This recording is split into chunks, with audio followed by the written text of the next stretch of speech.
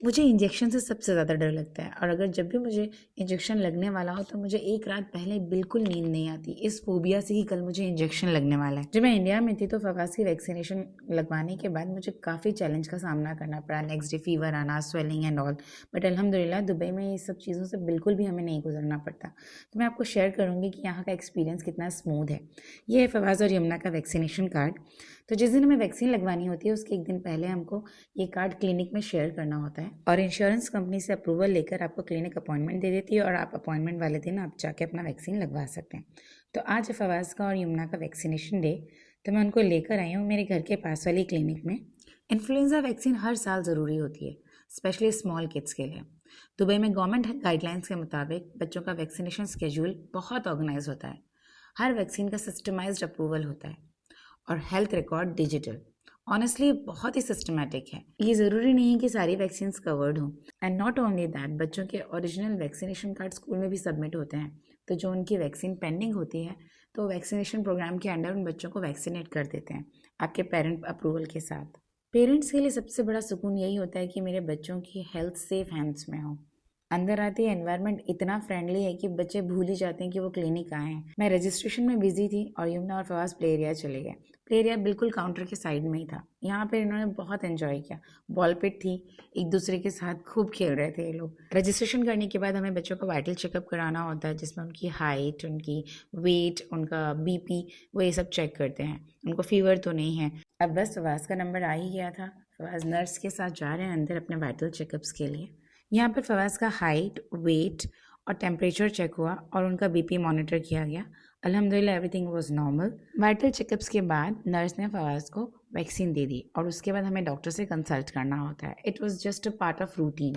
I am coming to this doctor since 4 years। तो फवाज की बहुत अच्छी बॉन्डिंग है डॉक्टर के साथ। फवाज को कुछ ड्राइनेस इशू हो रहा है स्किन में, तो मैंने सोचा मैं फवाज का वो भी दिखा देती हूँ डॉक्टर को।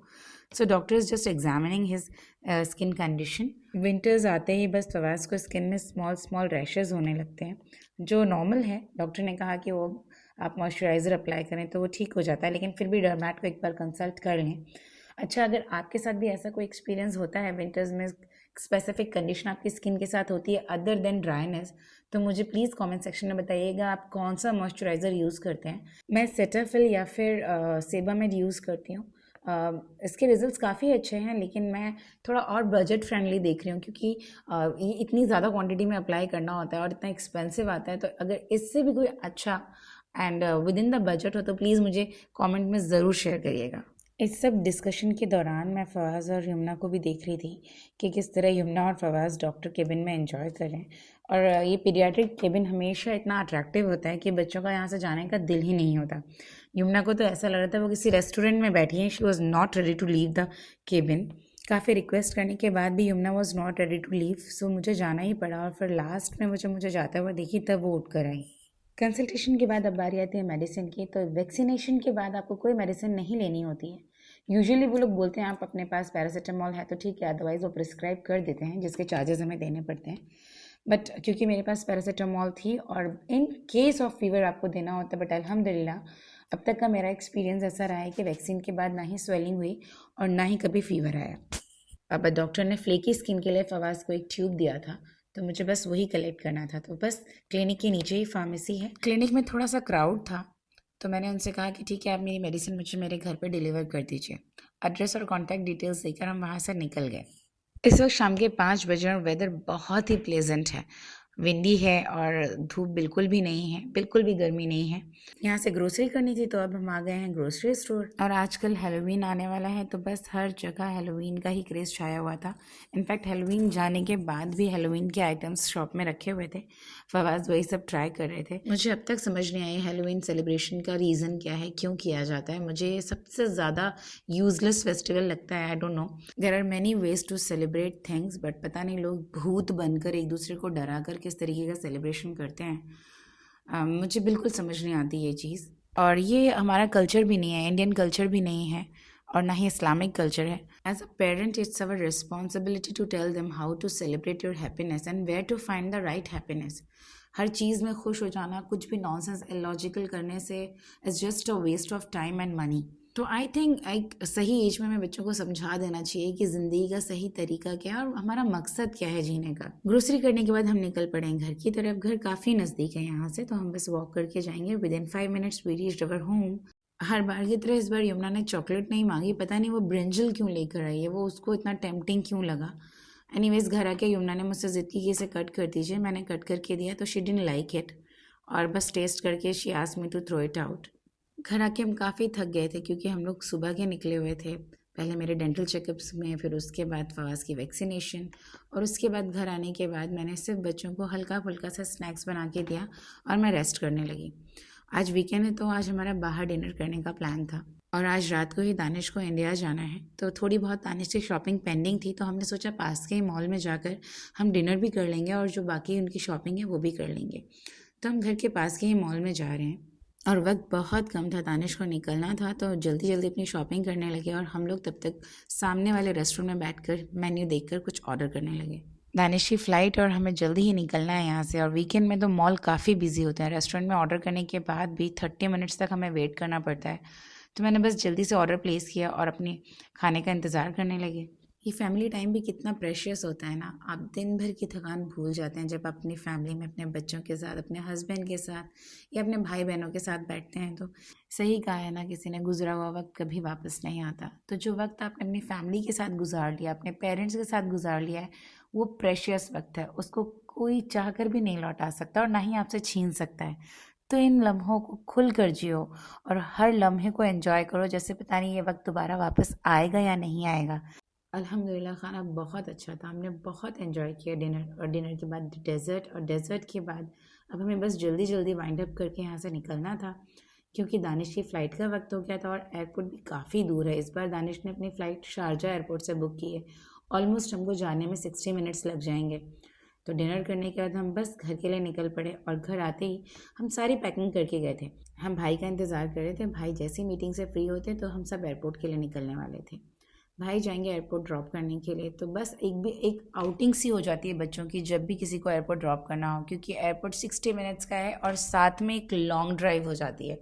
तो एवरीबडी वॉज एक्साइटेड। दूसरे दिन स्कूल भी नहीं था। अलीशा और आरिस भी नीचे आ गए, भाभी भी रेडी होकर नीचे आ गई हैं, और देखें कैसे दोनों सिस्टर्स एक दूसरे को हेल्प आउट कर रही हैं जाने में। यमुना को थोड़ा लेट हो रहा था तो अलीशा ने पूरी हेल्प की यमुना को रेडी होने में, और अलीशा के शूज़ नहीं मिल रहे थे तो Yamuna was helping her to find the shoes.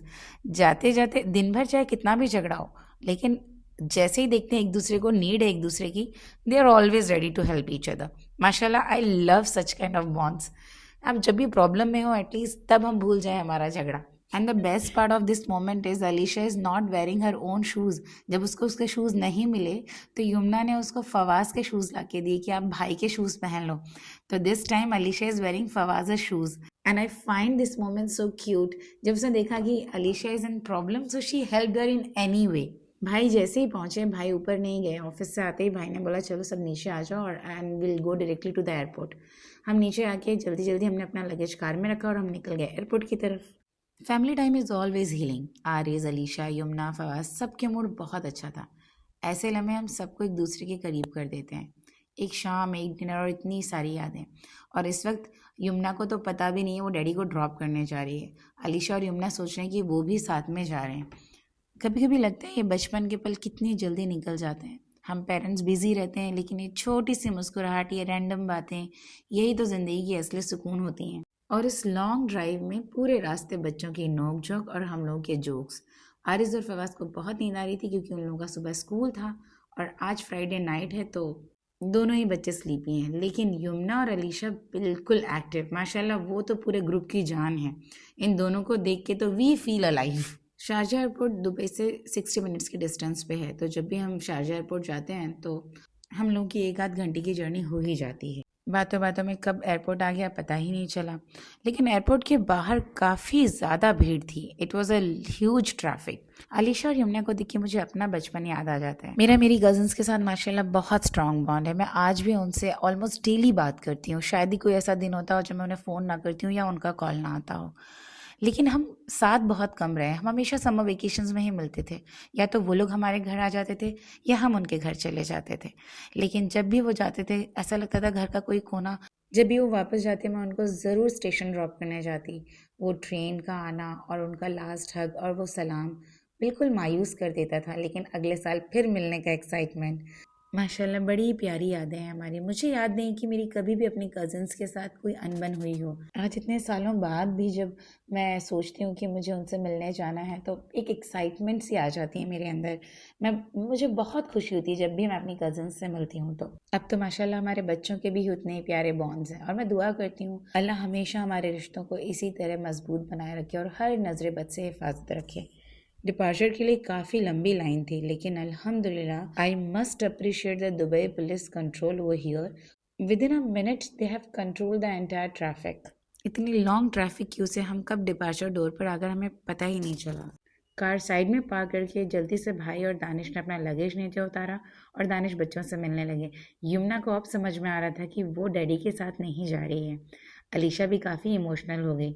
बच्चे सब रो रहे थे और किस तरह से 1 मिनट के अंदर पूरा माहौल इतना इमोशनल हो गया ना, सब बच्चे अपसेट हो गए थे। ऐसा नहीं है कि दानिश पहली बार इतने दिनों के लिए जा रहे हैं, लेकिन पहली बार ये लोग एयरपोर्ट सी ऑफ करने आए हैं उनको। बच्चों का प्यार अपने फादर के लिए वाकई बहुत ही अनमोल होता है। बच्चे कितना कनेक्टेड होते हैं अपने पेरेंट्स से, और इन सब को देख के मुझे अपना बचपन याद आ जाता है। जब my father was in Indian army, usually पापा हम लोगों से दूर रहते थे, तो जब भी पापा जाते थे तो हम लोगों के भी ऐसे इमोशंस होते थे। हमें तो पता ही नहीं होता था कि कब पापा निकल गए। यूजुअली पापा लेट नाइट की ट्रेन बुक करते थे और सुबह पता चलता कि पापा रात में चले गए हैं। वाकई ये इमोशंस जो होते हैं आउट ऑफ कंट्रोल हो जाते हैं। जब हम खुद पेरेंट्स बनते हैं तब हमें पता चलता है हमारे पेरेंट्स को कितनी तकलीफ़ होती है हमसे दूर जाते वक्त, और हमें कितना कैसा महसूस होता था।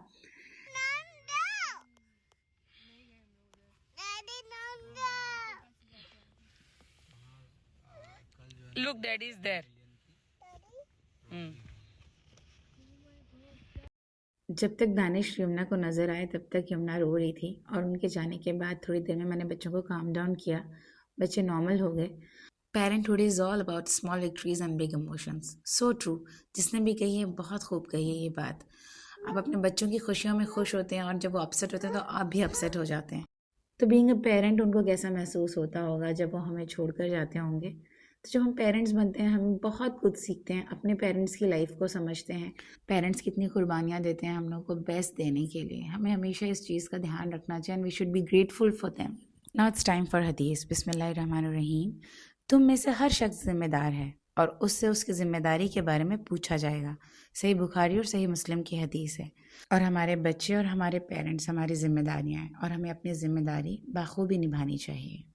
ड्रॉप करने के बाद हम आ गए हैं सीधा घर, और घर आने के बाद बच्चे काफ़ी थके हुए हैं। आपकी ऐसी कोई मेमोरी है तो प्लीज़ मुझे कमेंट सेक्शन में ज़रूर बताइएगा। उम्मीद करती हूँ आपको मेरा व्लॉग पसंद आया होगा। मेरे वीडियो को लाइक करें, मेरे चैनल को सब्सक्राइब करें। मिलते हैं नेक्स्ट व्लॉग में। हमें अपनी दुआओं में याद रखें। तब तक के लिए अल्लाह हाफ़िज़।